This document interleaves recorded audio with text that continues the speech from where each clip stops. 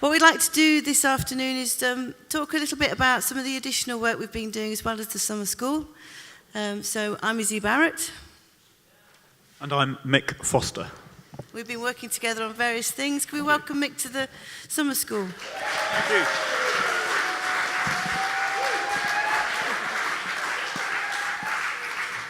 Just to put everyone in the picture, quite a few of the young musicians know Mick through King's Place as well as the short course and various other things we've done. So, nice warm welcome from your friends.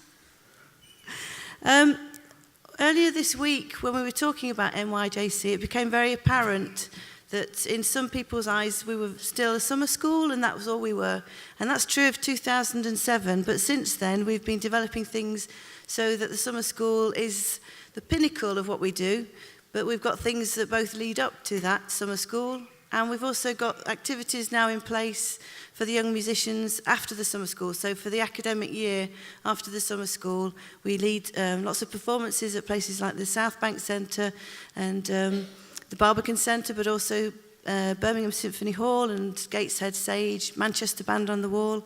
So we give them lots of projects to go out and play in during the following academic year so that it's not suddenly this barren year between the two summer schools.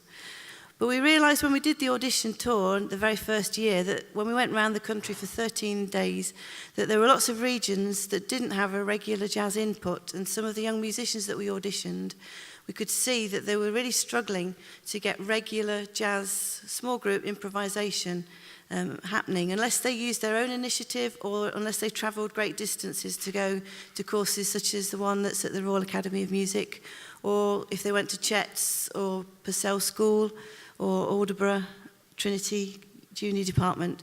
And I think a lot of the youngsters travel quite a large distance, don't they, in order to come and see that, have those. Not everybody's got that advantage, and obviously capacity is full, not everyone can go to those. So we've been working a lot in the regions and setting up other work and different activities. So first thing that we did was we set up a website because we thought it was really important to have a central place where people could come and pick up on all the information that we've got. So we've now developed it so that it's very easy to see what we're doing and to see some of the examples of the work we're doing. And our president very kindly he filmed an introduction, so we'd like to launch today by playing that so you can see the sort of thing that we're doing as described by Dave Holland.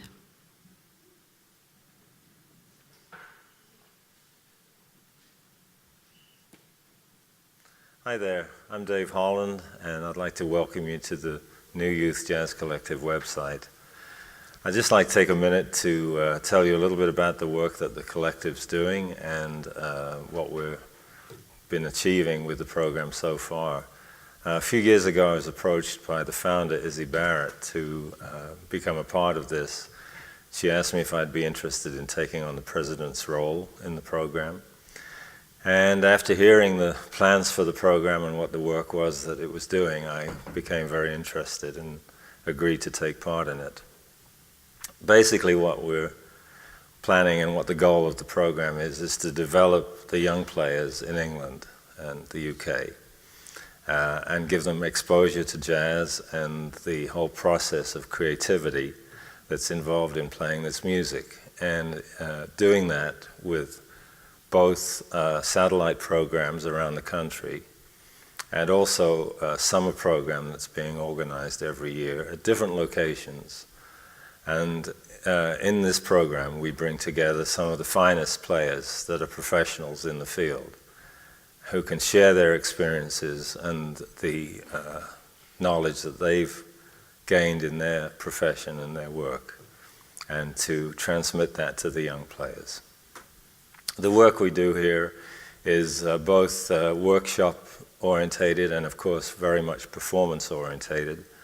We look at the repertoire of the music, we discuss approaches, concepts, rhythmic devices, harmonic concepts, and the whole idea of how you take the basic material of a composition and develop the improvisational skills, not only to learn the genre and the language of the music, but also how to approach it in an individual way so that you access your own individual creative thoughts and styles that you're playing. This website has been created to keep you informed about what we're doing. Also, we'll be presenting videos that are being made, both of the activities and of some of the tutors, to give examples of the kind of work that we're doing with this program. So we're very happy that you're interested in this. We hope you visit our site regularly, and we ask for your support in whatever way you can see possible. Thank you very much.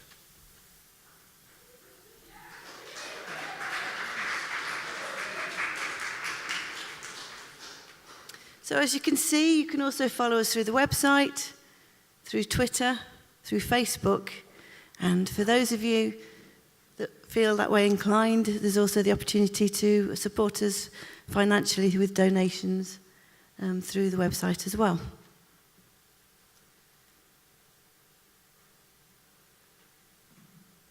We use Twitter a lot, which is a way of communicating. What we're up to, as you can see, we've already got the stage set for the gig. And we've been telling everybody about how we're preparing for the gig. But we also communicate a lot of Spotify playlists. So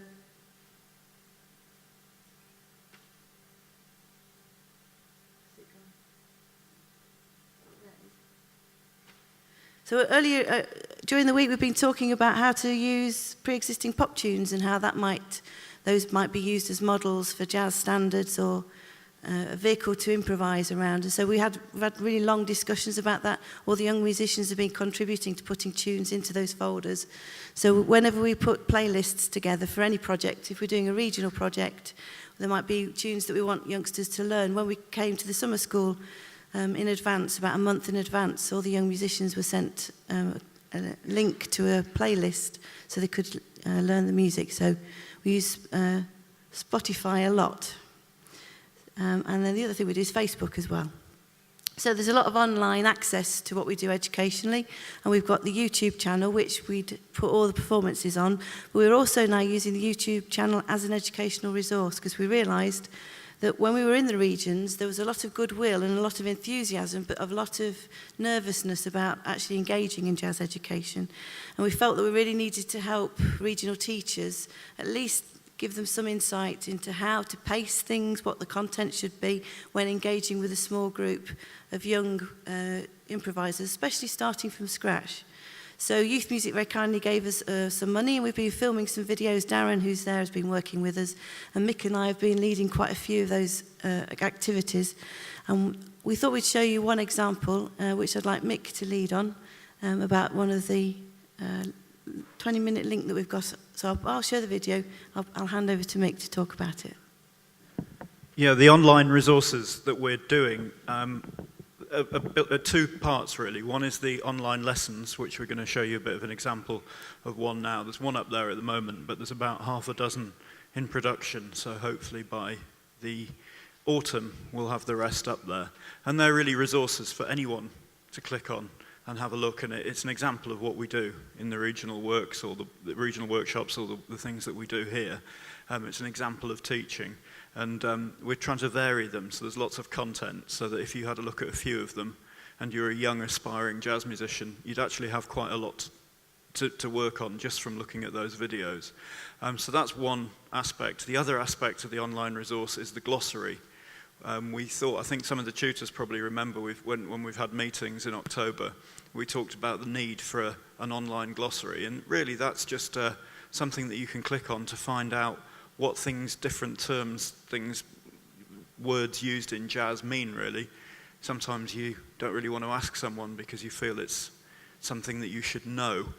So we thought it would be a good thing to just have an online thing that you can click and you get a little video with a demonstration of what that thing means. So, for example, if we said, what does it mean to take fours with someone, you click, and then there'll be a little example of someone taking fours with Mark Mondesi or Nicky Isles or whoever it was that filmed it. So there's actually a practical thing there. So the glossary, again, has all been filmed. We filmed it at the premises in the summer, and that's going to be going up in the autumn as well once that's all been edited. So, you know, the lesson plans, the lessons, the online lessons, and the glossary. So what we're going to show you now is the lesson that was up there. This was filmed the summer before last, and it was edited. I edited it up with the help of Darren, and Izzy, we all sort of had a go at it, and this was the first one we did, and this was a riffs backings video that we filmed at King's Place. So we're not going to show the whole of it. We'll show you the first 5 minutes, and then we'll show you towards the end, because everything we do, we then demonstrate in a performance as well, so that then both the teachers and the young musicians can see all the things we've discussed in context and see if they can spot some of the things we've talked about. And just to follow on, that it's really important when we do a lot of professional development with the teachers in the regions that we say to be mindful of the fact that there is process and then there's content. And what we see now, it actually includes a lot of the process, which is to introduce everything as musically as we can, using as few words as we can, through demonstration. And then also, after we've demonstrated a few examples, that we pass it over to the young musicians to see what they can conjure up just with that one step of activity. So we'll get up to where the youngsters start to generate some riffs, and then we'll skip to the beginning of the performance. In this lesson, we're going to look at playing and creating riffs, backings and send-offs over a jazz 12-bar blues chord sequence using the tunes Sunny Moon for Two and Tenor Madness. You can find out more about a jazz 12-bar blues chord sequence by looking in our glossary. The tune of Sunny Moon for Two uses a minor pentatonic scale. Here you can see a minor pentatonic scale in the key of concert B flat, or if you're playing a B flat instrument, C, or an E flat instrument, G. The notes you can see are the root, the minor third, the perfect fourth, the perfect fifth, the minor seventh, and the upper root. Here's the group playing Sunny Moon for Two.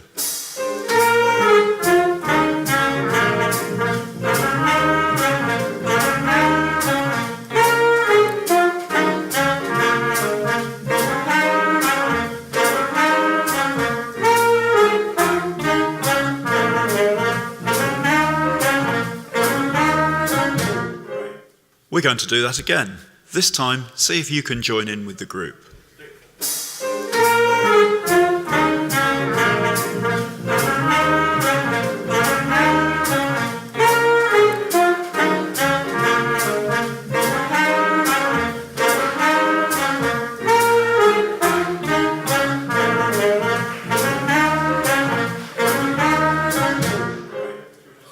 Now I'm going to play some riffs over the sequence to Sunny Moon for Two, the 12-bar blues.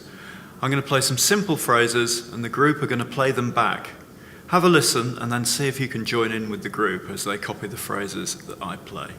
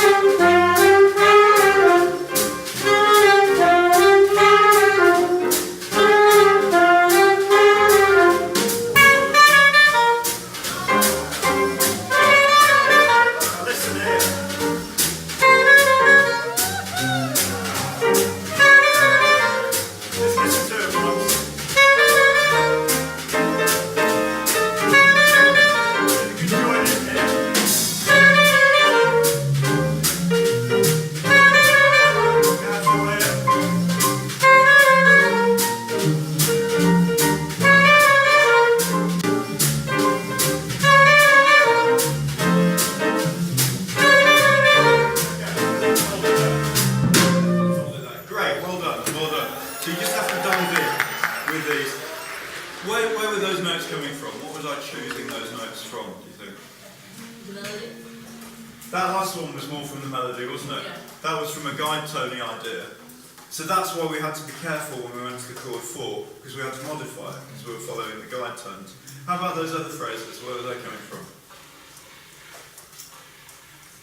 Anyone want to guess? Yes, good, well done.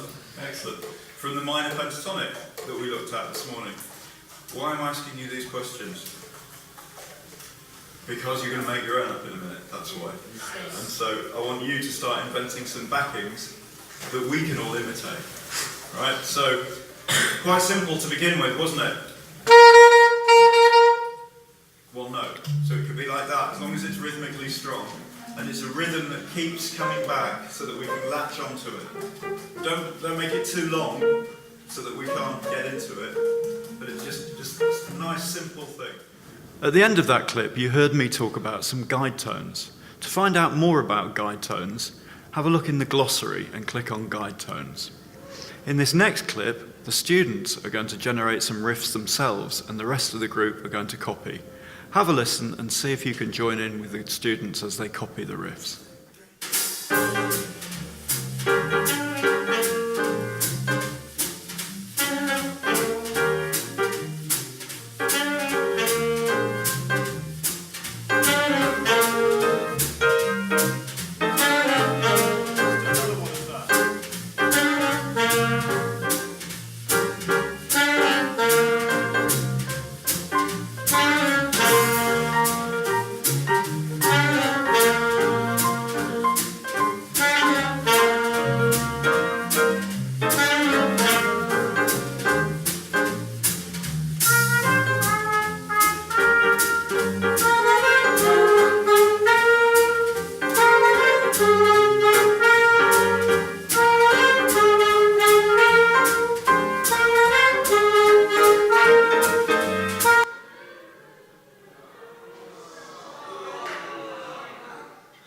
Have a look at our performance after 20 now minutes, at King's we Place of the end tune lesson Tenor with Madness a and see how performance. many of these You can start things to you can see the spot features. happening.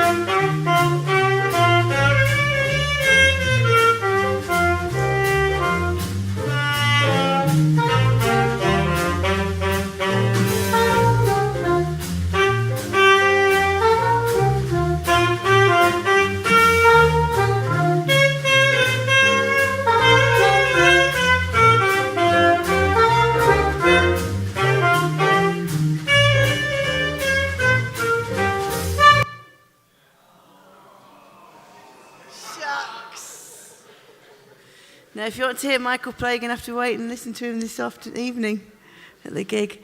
The reason it's really important to show the videos is to demonstrate how we pace things really according to how things happen in real life and the sort of space you need to give to the youngsters to learn the music, and that offering an idea and then getting them to create it and offering another idea that follows on.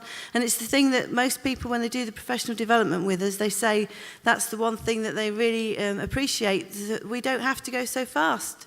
They suddenly feel they've got permission to really slow things down and let the youngsters absorb, and also give ownership very, very quickly in the process. And a lot of the teachers say that they don't really know how to engage and teach jazz education. So this sort of, at least it gives a bit of a demonstration on how to go about doing things, because we can't get around the country as fast as we'd like, partly because of funding. That's another thing.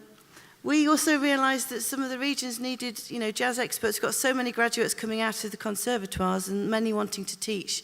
We've got many of them amongst us here. We've got James, and we've got Tom, we've got Dee. They all did the ambassador scheme.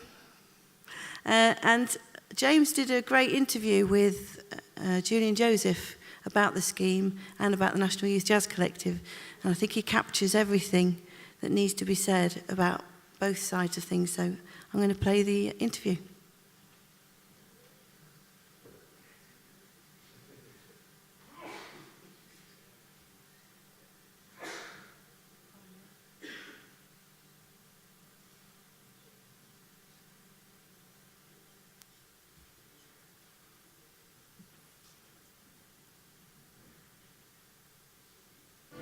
James Opstead, thank you for joining me. It's really nice to be speaking with you. Thank you. Now, James, you're a bass player and you graduated a couple of years ago from the Royal Academy of Music. You have to be recommended as an ambassador as well as apply. So what made you apply for this ambassador program with the NYJC? I think I was drawn to the idea of gaining experience in leading actual groups of jazz musicians. I'd done one-to-one teaching before that, but I really like the idea of group coaching, working with ensembles and young jazz musicians. And I also remember how important it was for me at a young age to encounter jazz education. And also the great thing about the environment here that I've seen at King's Place is seeing young musicians who are really getting to meet and play with other young musicians of their age who are interested in the same music. What has it taught you then, this experience of being part of the teaching and the ambassadorship actually of the National Youth Jazz Collective, particularly at King's Place? What has it been teaching you? Well, as an ambassador you get to observe and work with the really great tutors that are a part of National Youth Jazz Collective. And I think watching them, I've seen that they really draw a good balance of working on sort of fundamentals of jazz and harmonic things, stylistic things to do with the music. But then there's also things that are more to do with building confidence in young musicians. So what's really good, I think, is that everyone is given an opportunity to really have leadership qualities within the group. So it's not like there's one person and they direct everything, especially in the performances that happen at the end of each of these workshop days. Everyone's given a chance to lead the music in their own way. It's great. Did you have anything like this when you were growing up from age 8 to 18? Well, I was very lucky when I was 14, I think, or maybe it was 15. I was just at the first intake, really, of the junior jazz course at the Royal Academy of Music. And that was really pivotal for me, actually, because up until that age, I hadn't really encountered anyone else of my own age group who even really understood what jazz was or listened to it. And suddenly to go to an environment, I used to travel to London from Bristol weekends to do that. To be in an environment where you're around like-minded musicians of your own age was really encouraging and stimulating. What do you think the importance of the work the NYJC is doing, both regionally and nationally? What do you think the significance of that is? I think it's important that they're going outside of London. Things don't just happen in London, because one thing I didn't grow up in London, as I said, I grew up near Bristol. One thing I've noticed actually is, since being in London, is that there are a lot of opportunities for young musicians in London. And I think it's great that it really is a national youth jazz collective. It's working, trying to build up connections around the country, and then obviously people can apply for the summer school as well from all over, which is more of a residential thing. So just reaching out to areas that aren't maybe so overwhelmed by good musical opportunities for young musicians. What does being an ambassador mean to you? I think over the year it's been a development of starting from mainly observation of the tutors that work here, and then discussion of that, and gradually feeding in our own ideas, and then being given the opportunity to lead our own classes. And so it's been a gradual process shifting from observation to really taking control ourselves. And it's been good getting lots of feedback from the tutors on our own ideas about what we can do, pacing lessons, building ideas over the right period of time. James, thank you so much for speaking to us. Thank you. Thank you.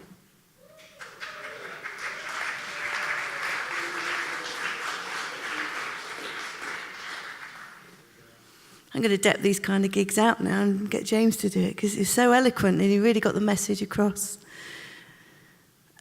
The reason that we want to share all this with everybody is because, as the name suggests, it's a National Youth Jazz Collective, and we are a collective, and you guys are as much part of the ambassadorial role, both the young musicians, the tea, the coffee, the parents, the ambassadors, the teachers that we've worked with are all part of that ambassadorial role, to tell everyone about the work that NYJC does, but more importantly, about the work that you would like NYJC to do, because we are very much a reactive organisation, and while we've got this pivotal status, we're an MPO now, and the summer school is seen as being that pivotal activity that everybody's sort of aspiring towards. There is a lot that we need to do, both regionally and nationally, to help young jazz musicians and their music educators. So if you could put the word out there, now we've seen that we've got the opportunity to put things online, we've got lots of regional partnerships that we're developing.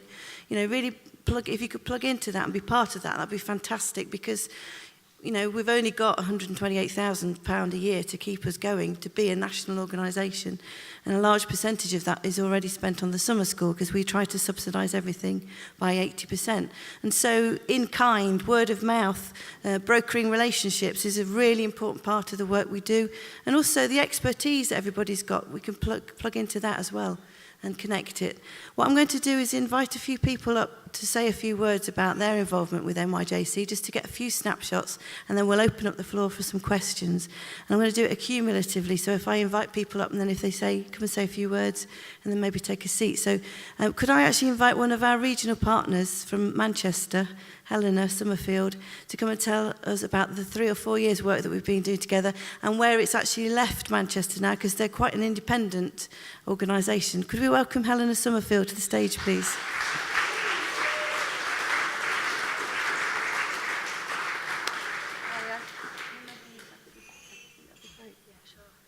Hello.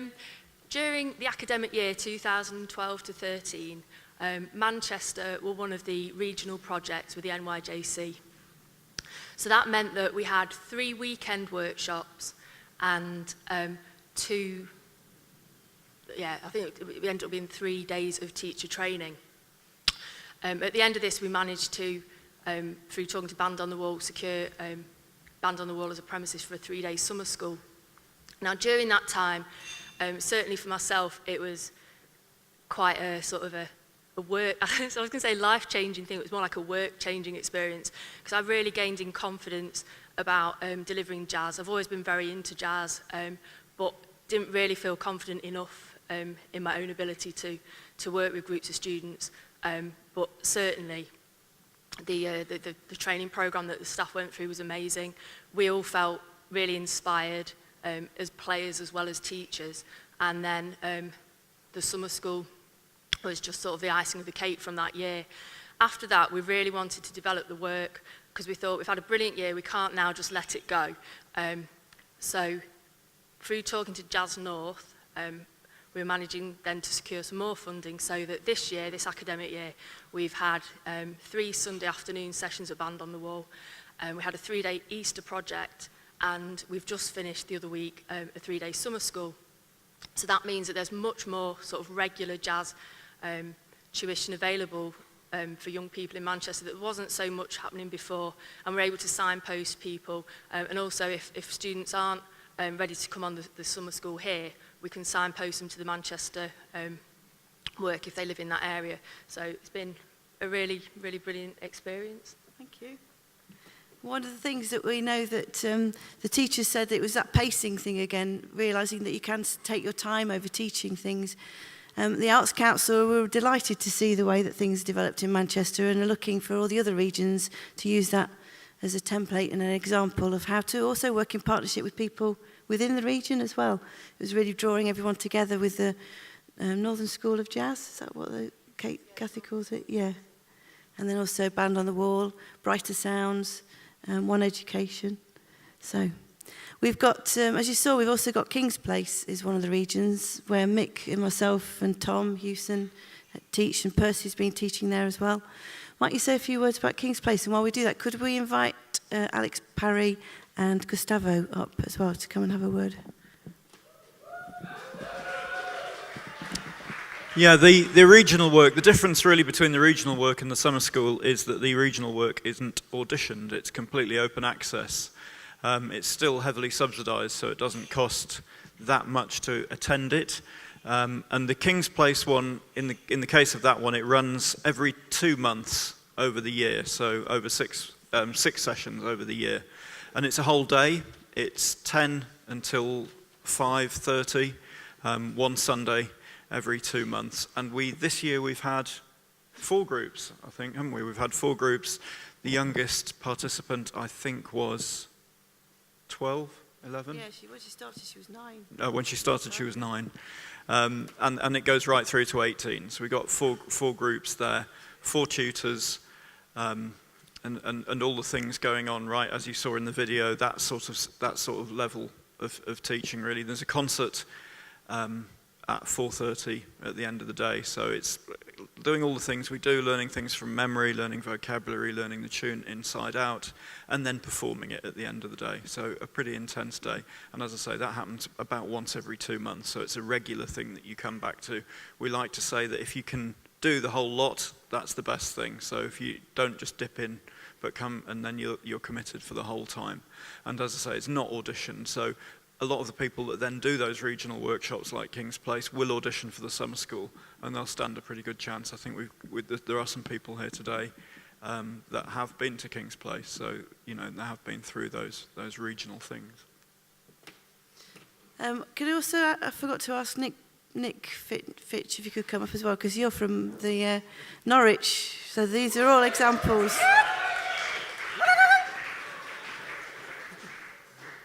The reason that I've asked them, these 3 specifically, is because they've done the whole journey from regional to short course to main course, and then they're all going on to conservatoire level courses as well. So that journey is sort of been mapped out, everything that we've aspired to achieve. These young musicians are the first cohort. We had the twins that went from Norwich, and one of them's now at Trinity, but they're not here to tell their story. So could we pass over, please, to Gustavo and Alex and Nick?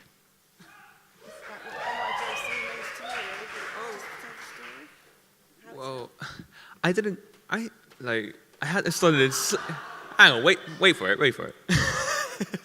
I started slightly differently. I started out with the Easter project that NYJC did in collaboration with the National Youth Choir. That was my way in. But after that, I had a similar path to most people. I did the summer school and also did the regional works at King's Place, which was a series of 6 workshops of a day each, where you'd go in, and you'll be placed into a group, and yeah, you just learn a bunch of tunes. In my case, I was with Steve Watts, fantastic bass player, and yeah. Want to say something more?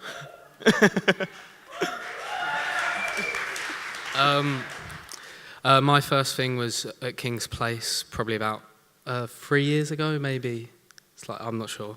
But it was just like a really nice introduction into the whole jazz thing, and it wasn't too intense, but it also packed a lot of stuff into one single day.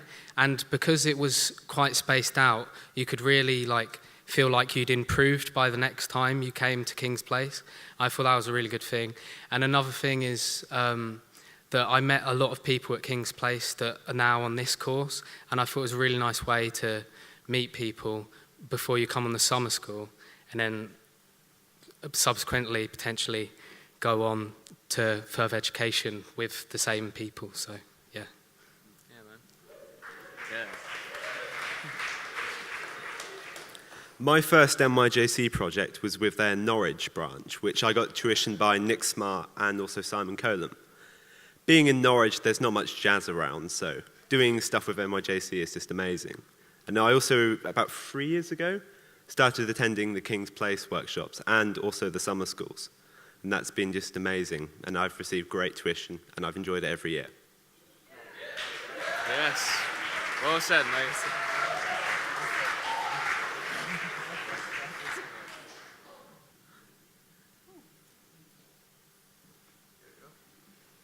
Oh, that's good. Doesn't look like that on my laptop, but anyway, it looks better there. So, to begin with, we were, in 2007, commissioned to be a summer school, and that's all that the Arts Council and Youth Music wanted from us. So, that bit about the summer school in the middle. Then we found from the audition process that the regions could really do with some help, and we've focused specifically on regions that acknowledged that they didn't have much activity, and so we've had the pleasure of working with about 36 partners on a regular basis around the country. So that now can lead into either the summer school or the short course first and the summer school. But what's great now is that 90% of the summer school are going on to higher education, studying jazz.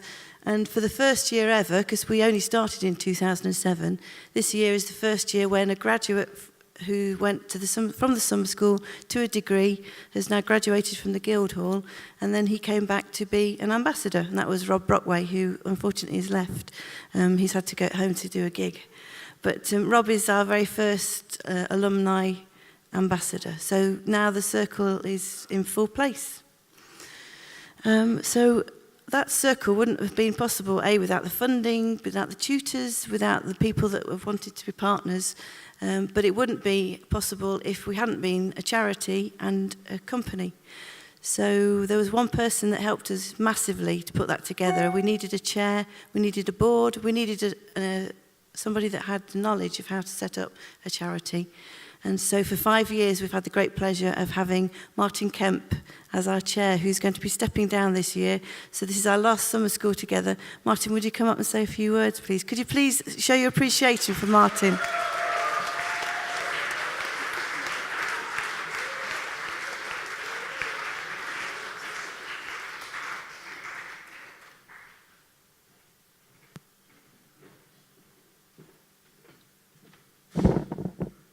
Well, I think all this praise is going to my head somewhat, but this voyage with NYJC has been absolutely wonderful for me, because before it started, I was concerned about the lack of jazz education in schools and lack of jazz education for young people, and the lack of opportunity for young people to hear jazz, because a lot of jazz, really great jazz performance takes place in pubs and licensed premises. So when George Caird, who was at the Royal Northern College, said to me that there was somebody trying to form a charity which was going to have that as its main object, I was absolutely delighted. I didn't envisage the hours and hours of activity I get involved in. I thought I'd just walk in and help form a company and generally support it. But then I was asked to work with the company on a continuing basis, and it's just been a marvellous experience, because the summer school itself was very good when I went to the first one. It's grown and grown, and that has grown into a sort of full lead-on experience. It's not quite from the cradle to the grave yet, but it's getting through all the stages of starting with jazz, getting better, going to and taking it forward to conservatoire. And Izzy is now looking to talk to people about how to develop your career after that. I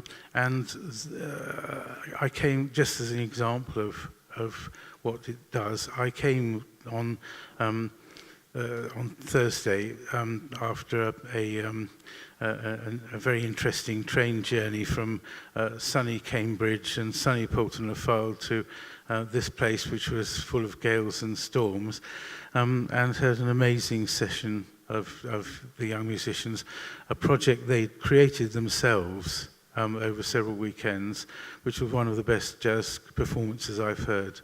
And it's a different way of teaching from lots of the teaching goes on, but it encourages young people to live dangerously, to experiment, to develop, and not just to get into sort of habits of repetition.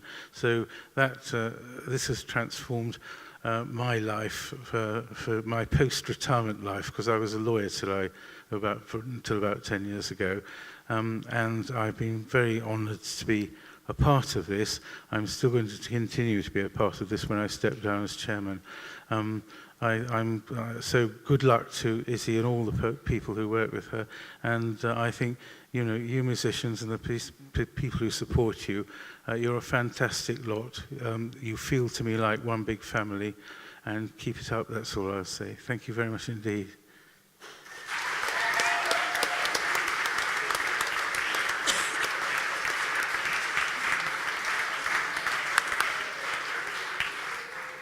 Martin's been an amazing ally, as you can hear. He's very passionate about music and has a great understanding of it as well, and has been listening it to for a long time. So he was telling everybody yesterday in the Creative Leadership Ensemble about the times he used to go and see Mingus play and some of the things that he discovered and experienced and witnessed and heard. And this room was, you could have heard a pin drop because everyone was really drawn in to the story. And the other thing that Martin said last night, which I think is key to everyone here, is he started a sentence with some words that I have to say, after he said these particular words, I didn't manage to hear the rest of the sentence because it moved me so much. The beginning of the sentence was, when you've got music in your heart. And I just was so moved by that, because I thought that's something that everyone in this room is sharing. That I don't know what you said next, Martin, because I was just sitting there thinking, what a beautiful way of capturing what it is we've shared this week. We've got the main course who are going to be performing to us later on. We've got the short course who have just arrived. Can we welcome the short course musicians?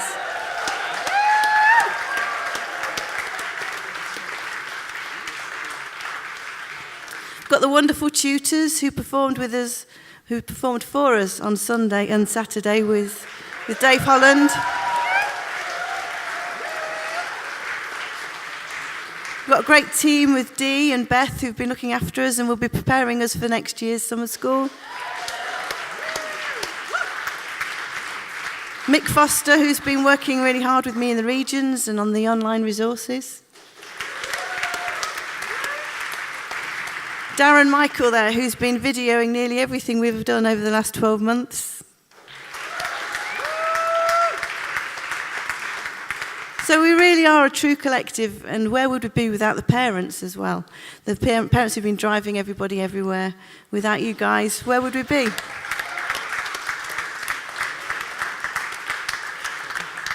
And in that same context, there's a person here who used to drive me everywhere when I was your age. And it's because of that, and because of the willingness to take me everywhere I wanted to go in order to explore creativity, that I'm able to become the person I am today. So I'd just like to say a personal massive thank you to my own mother, who's sitting here, who did so much for me in my formative period and since. She comes to all my gigs. Thanks, Mum.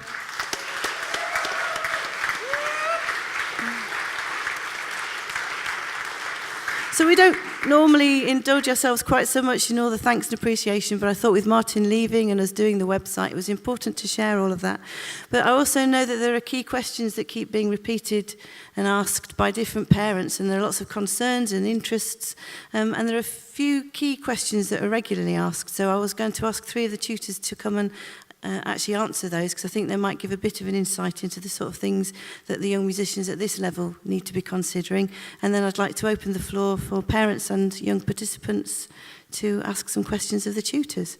So please could we first welcome to the stage Mark Lockhart, Nick Smart and Martin Speak.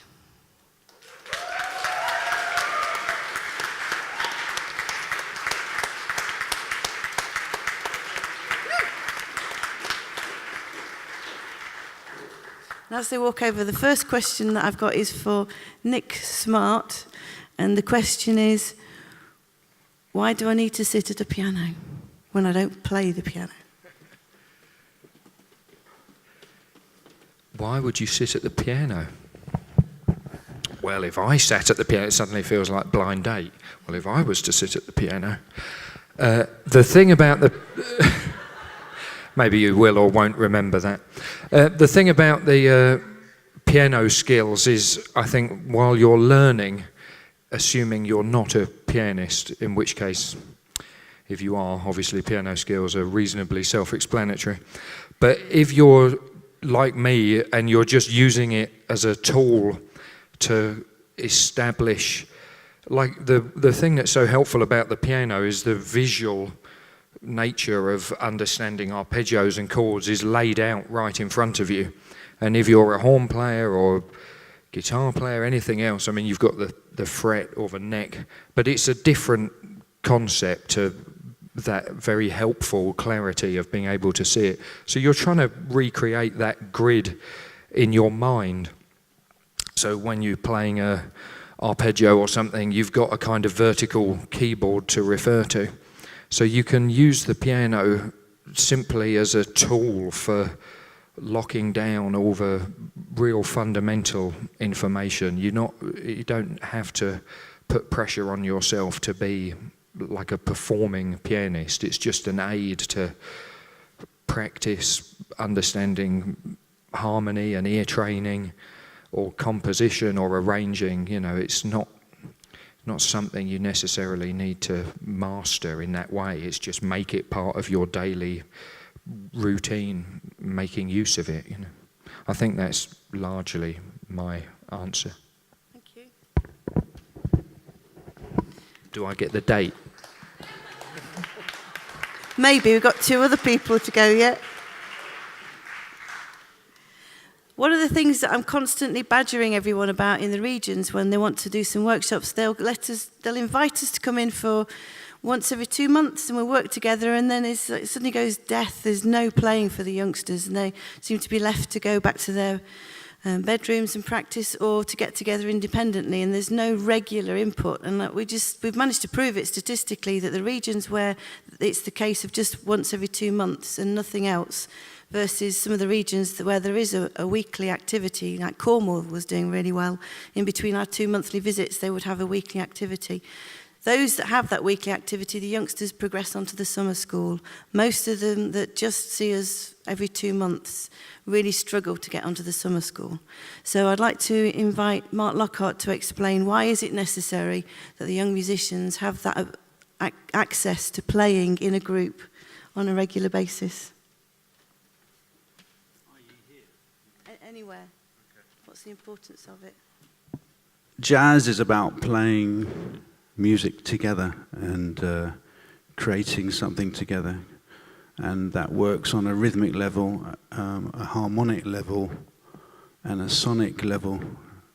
So all these things have to be developed, and you can only develop those with a group. Really, you can only develop those together.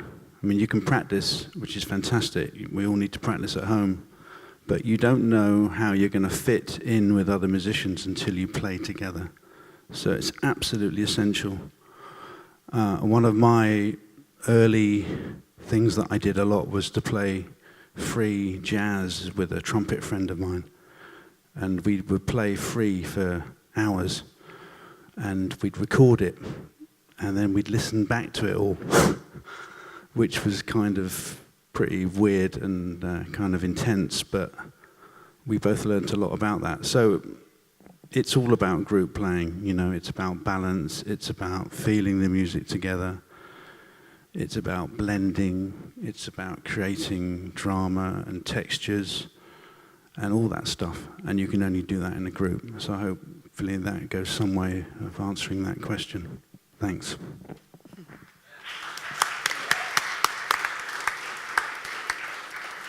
So now we've captured that on video. Every time I am asked that, I can just go to our website, play that. That's fabulous.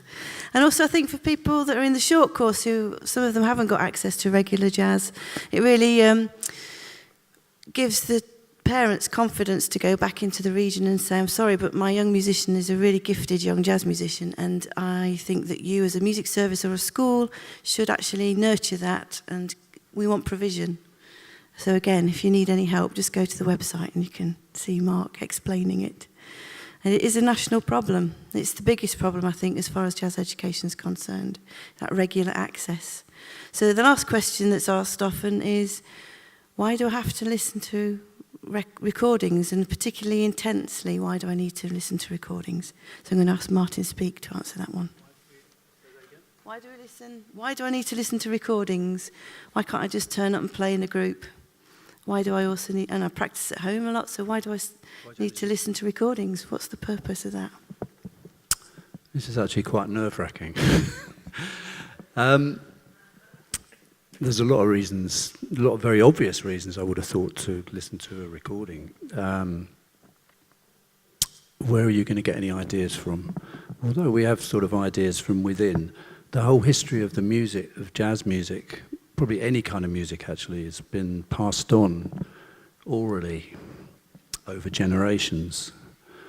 The most important, in a way, you learn vocabulary, you learn ideas, you learn dynamics, you learn a narrative when you hear a group play together on recordings and live, of course. The benefit of recordings is that it's not over in the moment, you can listen to it again. And as I say, there's a whole history of any famous jazz musician that you've heard of will have done that countless times. They've all mentioned it in interviews that they've obsessed over particular recordings that's contributed to their development. But almost the most important thing about listening to a recording is that, and I've heard a lot of people would say this, and it's really important, so I'm probably using other people's words here, it tells you a lot about yourself. It's really important that you listen to something you really love a lot of times. Now, there's two things here. A teacher might say to you, and this has happened to me before, I recommend you check this album out. It's something I haven't heard. In fact, colleagues have been mentioning albums I haven't heard before, and I'm going to listen to those albums. That's really good. And it's also great to discover things yourself. So the important thing is to be yourself in this process. So when two people listen to the same piece of music, they're hearing different things. I really believe this. And so follow that. Sometimes it's mysterious what it is you like about a particular recording, so you have to try and work it out. So I hope this doesn't sound too mystical, but I believe that's a big part of it. Finding something you really love and finding out why you love it. Is that enough? Yeah, thanks.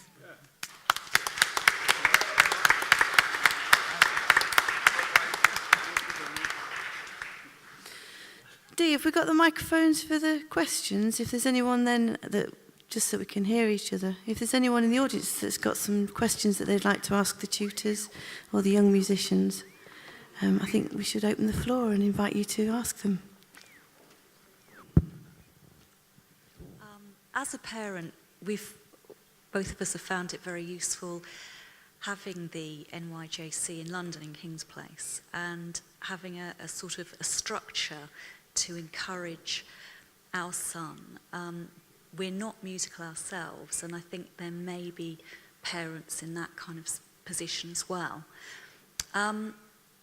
Once they are able to go through the stepping stones of the regional courses, the short course, hopefully the full course, what do you suggest that parents could do to then get to that real upper level in terms of thinking about conservatoire applications? There's that big gap, it seems, in the middle, and any suggestions would be gratefully received. What do you feel the gap is? Because I've had the pleasure of talking to all the youngsters for 15 minutes each, and it's really clear that a lot of them are applying to go to conservatoire. I would say 90% of the ones that are, 17, 18, those that have applied are all going, and those that want to apply will be. What is the gap between the summer school and then they actually go into conservatoire? Do you feel that there's still, it'd be great to hear about it as well, because then we can do something about it. So could you just explain what you feel that gap is? I think probably from our situation, having a son who's 15, so those 3 crucial years to really developing from that age group. Well, I would say carry on coming to King's Place in the summer school, but maybe we could open it up to some of the tutors as well. Would anybody like to? Yeah. I run, if you don't know, I run the Royal Academy of Music jazz course, and that the standard on this main full course is absolutely the standard of audition application. You know, there's no doubt about it. It represents the kind of upper end of all of the standard, from kind of really crazy, outstanding, to just really having a brilliant grasp of what they're doing, and, you know, having more recently got it together. So if they're involved in the summer school, they're at that level. So the only gap is one of the time of just how to sustain motivation and enjoyment throughout that period. So I think just continuing to find playing opportunities, if it's a Saturday type of a school or a weekend thing or an NYJC thing, just different ways of facilitating the continuation, you know, because it's really just to keep on doing it. We've been talking about with the students, the development is not always about pouring more and more information on top. It's about consolidating the information you've already got and achieving more and more with it, and that just takes the time. But in terms of the standard for applying, they're all that. They're already that standard, you know. So the rest is just keeping going. But if they're here, they've achieved that already, really, you know. Honestly, that's the case. Also, to follow on from that, the analogy that I often use is like being an athlete. So you can have somebody that's training you to be the athlete, but you do need to run around the track regularly. And I think in the case of somebody such as your son who's 15 and now on the summer school, as long as we can ensure that he's got some access, even if it's now he's met some of the other people on the summer school, so if they could meet once a week or once a fortnight to play and then come back to King's Place, it's just keeping that momentum going. You know, as Nick said, there's only so much you can do. You can't keep pouring information.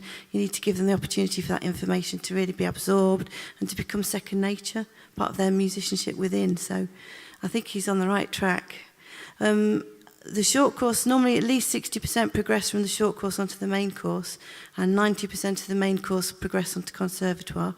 Those that don't, it's their choice. No, I don't know anyone that's failed to get into conservatoire from the summer school that's applied. The 10% that don't go, they tend to go off to do other courses and may go and do a postgraduate course in jazz afterwards. So a lot of people going to do courses at Oxbridge, philosophy and English and things like that, and then going to do.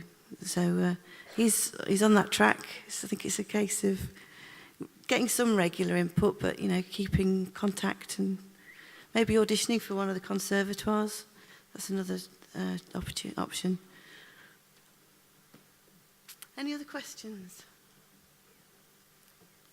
Could be anything as well. What was your first album that made you go, wow, to one of the tutors? Doesn't necessarily need to be about NYJC. How many albums have you made? Anything you like.